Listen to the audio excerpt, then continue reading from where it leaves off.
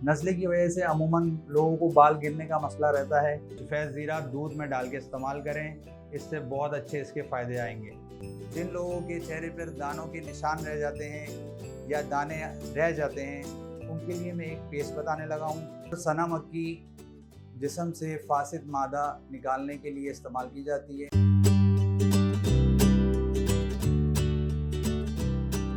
अस्सलाम वालेकुम नाज़रीन, welcome to the channel we care your health में।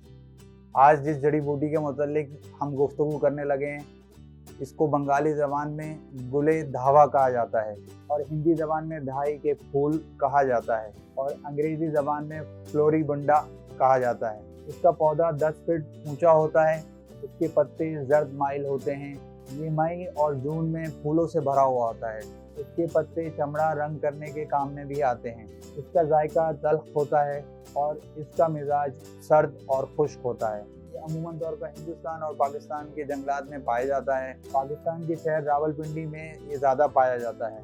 जिन लोगों को मोशन और पेचिस वगैरह का मसला ज़्यादा रहता है, उसके लिए ये बहुत ज़्यादा मुफीद है। इसका तरीक़ेकार ये होगा कि आप इसका पाउडर यानी सफ़ूफ बना लें और दही की लस्सी के साथ सुबह और शाम आधा आधा चम्मच इस्तेमाल करने से आपका मोशन और पेचिस का मसला हल हो जाएगा। इसके अलावा जिन लोगों को बवासीर रहती है, इसका पाउडर दही की लस्सी के साथ ही इस्तेमाल किया जाएगा।